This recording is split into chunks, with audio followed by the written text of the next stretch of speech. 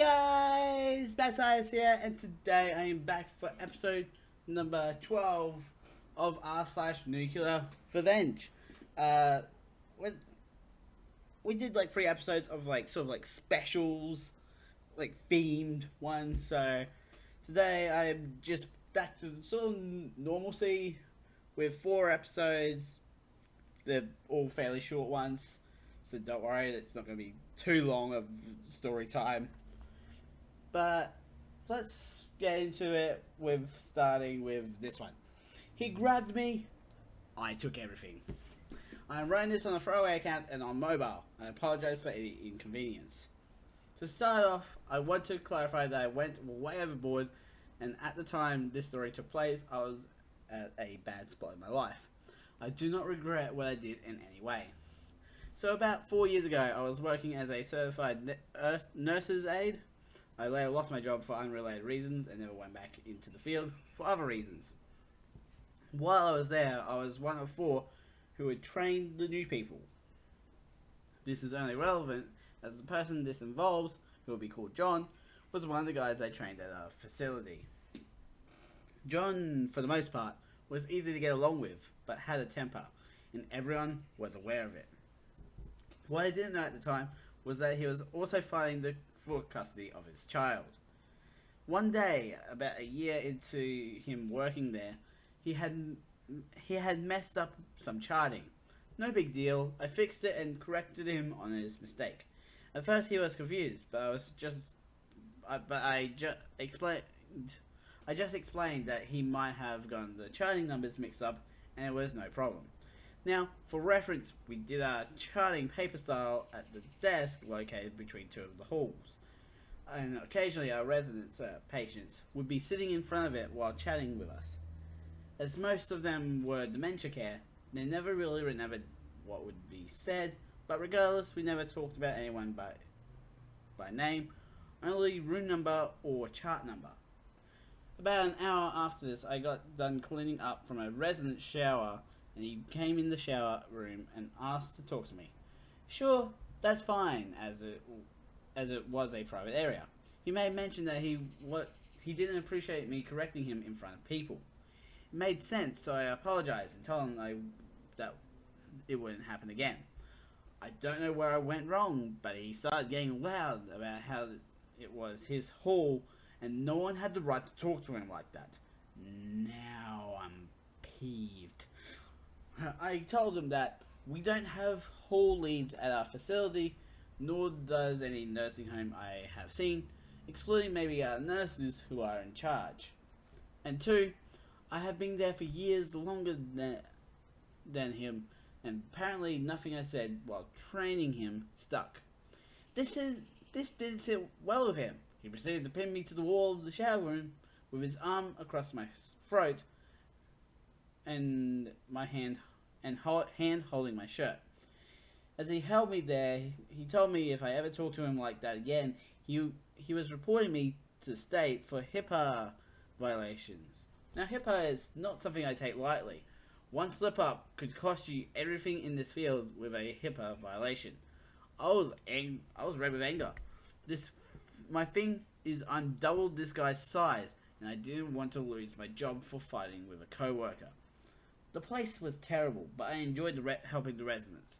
So I started thinking and immediately had an idea.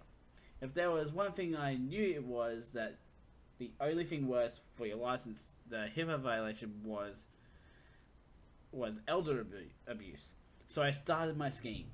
We had a man on our hall who had brain damage from football, and as such was highly combative, and took 2 people to normally handle him. I was able to do him on my own generally, as I talked to him about football while taking care of him. I played defensive line in high school. That day he had developed a bruise on his chest, and I had no clue where it came from, but I had where I was going to say it came from down. I immediately called in John to help my transfer this resident to bed. As we got done and went into the hall, I, saying it just loud enough for several CNAs and nurses to hear, stated, I don't care why you did it. You never hit a patient. He was taken aback by this whole statement. It clicked after about 5 seconds what I just did to him. The nurses had me write a statement in which I mentioned I had asked if he knew where that new bruise came from, and John told me that while he was walking to the resident to the bathroom, he kept squeezing his arm, so he hit him in the chest. Yes, the guy would squeeze arms and wrists when being walked. The next day I came in and found out that John lost his job and police and adult protective services were pressing charges on him. I did not know if he was found guilty or not. I did find out a few weeks later, however, that not only he lost his license, he also lost complete custody of his child to his ex-wife and got no visitation. On top of that, he had to sell everything he owned in order to pay for his lawyer. Needless to say, I could have been a little more fair with him, but I love watching his life burn down around him. Let it be learned, don't grab or threaten people who can ruin your life with a drop of a hat. After reading a lot of comments, I did want to make one thing clear. Where I don't regret what I did was wrong. I don't condone it, nor will I ever do it again. I posted this because it was a neat story and I felt like sharing, but I did not want to clarify this for anyone who thinks I'm proud of it. Fair point. Yeah, you don't just grab someone, like someone that is bigger than you, by the way, and just be like, I own this hall. Like, yeah, big shot. You don't know what you're doing. Let's move on to our next story. They took a parking spot. Oh, why are you putting the edits at the top? Hey all, I am currently in public having a mild panic attack, so I'm going to use this time to write a funny story I've wanted to tell for a while on a sub, and this sub is perfect for it. I don't think it fits in pro-revenge, but we kind of went all out on these people over small irritations, so I'm going to post it here. Alright, story begins a few years back. My mum and I made most of the important decisions for the house, which included us and my brother at the time. My brother can't even do his schoolwork, so he got dragged along for the ride. At the time, we were deciding where to move, as our current place was expensive and shorty. I hated the school district. I voiced this to my mum, and we immediately left that district for a lower rent place, as my brother didn't like the district any more than I did. And all was well. For like the first week. And then our neighbours showed up. Only one really needs a name, so I'll refer to him as Roger. And Roger sucked. Our first interaction with him was him parking in our parking space. Something that would become a frequent occurrence for him and his friends to do. This was a pretty big issue because the only other parking we could realistically use was 3 blocks away. So this definitely ruined my mum's day when it happened, and watching her mood get ruined by a dick of a neighbour was never lovely. This added up over time, so I decided to retaliate against them. First, in a small way. At the time, we were still thinking it would stop, so I did something small. I told my friend to park next to our spot and give our neighbours a taste of no parking. This didn't end well. Roger parked his car in and immediately threatened him with physical violence. My friend told him he wasn't local, and if he let him out, he'd be on his way. After I told my mum about this, she insisted that this was the last straw. A landlord wasn't doing short to preserve our parking, and our neighbours were threatening us with physical violence. Well, what the hell are we going to do? I asked my mum. We're going to run the lease up, she replied, and call some friends. And called some friends she did, over time. Quickly, just because they incited our wrath by taking our parking spot, we did anything and everything we could to ruin Roger's life. Anytime we saw him, we would just smile and wave. He never knew we were behind any of this. My mum contacted one of her friends, who was a sheriff. He mentioned he knew of drugs getting allegedly passed around in our neighbourhood, but didn't know who was doing it. He told her if we got enough evidence, they could stake out his house to grab more, and eventually that might lead to roping him in. Busting him with a drug dealer? That'd be sweet. We'd finally have our parking back. So we set out to collect any and every piece of evidence we could. Audio of him screaming? Recorded. Weed smell through the walls? Times and locations written down. People parking in our spots? License plates noted down. I set up a camera to automatically record them coming and going too. We had a thick book of a paper trail on when and what this guy did in his house. About 10 months into this, my mum finally left me out of the loop. Still not sure why, but as I understand it, my logging of license plates immediately lined up, and we found out Roger was the asshole dealing drugs. Half of the license plates we had noted down had been arrested and searched, and drugs were found. The cops were confident now that they had their guy and just needed a bit more evidence on him. This all came to a climax after a Lisa's long suffering. We had never used the parking spot, had walked 5 minutes away just to get in a goddamn car, and had been friended by and woken up by our neighbour repeatedly.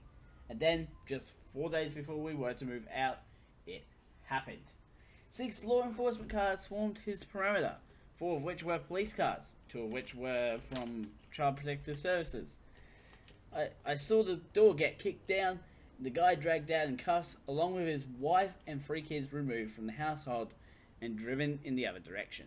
To this day, nobody except my mum's sheriff friend, who was very grateful, knew of her involvement, and according to him, the guy got quite a few years and won't see those kids again. TLDR, a dude took the parking spot from my mum used at our apartments, so we gathered a ton of information on him. Ended in him getting years in the slammer for drug distribution and getting his kids taken away. Just basically, you log everything you see, the guy is going to get screwed in the end. It's all going to lead right back to the guy that's just taken your parking spot as a free ride. It's like, I have my own parking spot that I can park in, but no, I need to park in yours because I don't care about you. Okay, let's move on to the next story. Made sure he never bullied me again.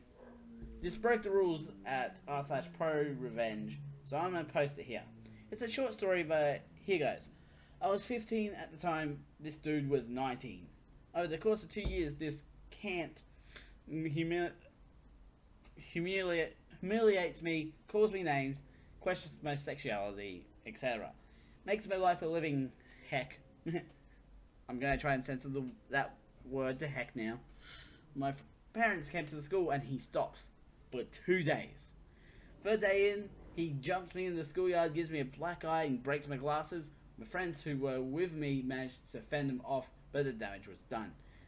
Now, instead of going to the teachers, I leave school and wait for him behind a dumpster nearby. As soon as he passes, I broke my skateboard in his back and book it. Cracked 2 of his ribs. School hears this and we both get sent to the principal's office. I tell everything on him, including the skateboard part, so that the prick has no short on me. School checks cameras, sees him hit me. They call the cops and he is arrested for assault and has to pay for my glasses. I got suspended for 2 weeks. I only saw him in the next year and he avoided me like the plague. Fucking worth it. Damn, how hard do you have to swing a skateboard to crack 2 ribs?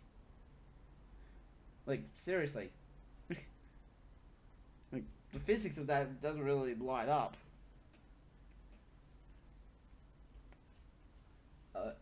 I love how he gets arrested for assault and you only get suspended for 2 weeks.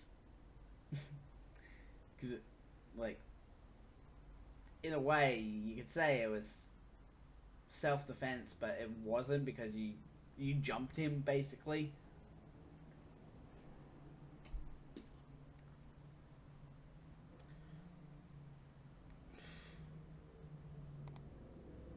The last story of the day.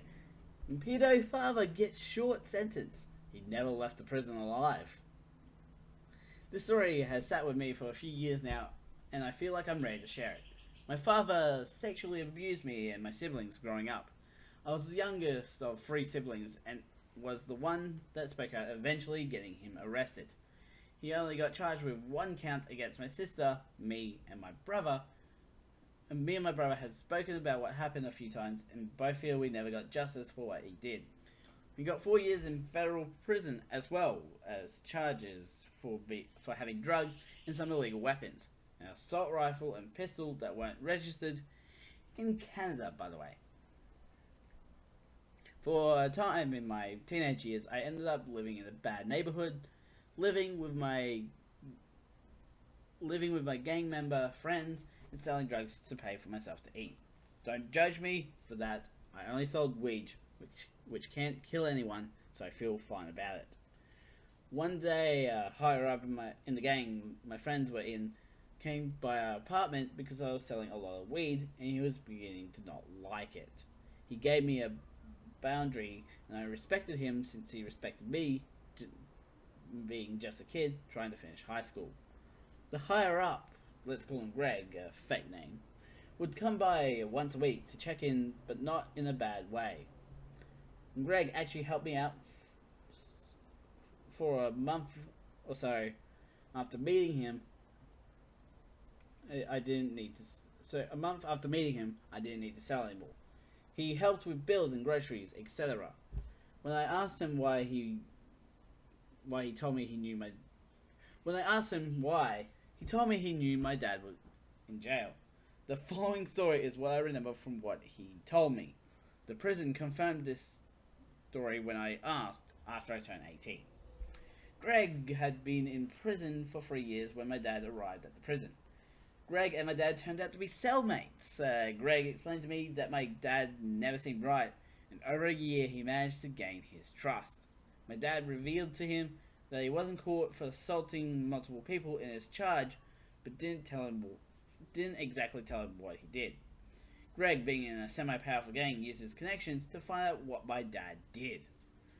Greg didn't want to ruin getting out, so all he did was tell the more respected prisoners, of which will never see freedom again and do not have morals. My father was rapped, beaten, burned, stabbed, and beaten again for months before he died. And all I can say is I wish it lasted longer. Greg put the pieces together and looked out for me for 2 years when I had no one. Greg got the justice that me and my siblings really deserved. Maybe not nuclear, but when I think about the months of torture he endured, I feel those prisoners got better revenge than I could have ever have gotten. I am great now. Greg is kind of like an old crazy uncle now. He got shot in the arm and gave up the gang life. I think I got everything, but if anyone has questions, go ahead and ask. My dad's sentence was only 4 years because he pled guilty. My story is vague because there's a lot of people that could be hurt with the details of the story. And no, I wasn't in the gang. I was just friends with a lot of gang members. It was a shorty neighborhood. You do have to do what you have to do to get by in life. If you're just selling weed, it's not that bad. Like, as he said, it's not deadly. Like, it's not the most deadly drug out there. But I don't go into the business of selling drugs or anything to do with drugs. And on that message, I'm going to end the episode here. Links will be in the description to my main channel and also the second channel where there's links on the screen to the playlist in the last episode. Go check them out. There's over 120 episodes at this point now. We're getting close to 130. Don't forget to subscribe and hit the notification bell so you know when the next video comes out. A ding, a ding. The Mad Scientist out.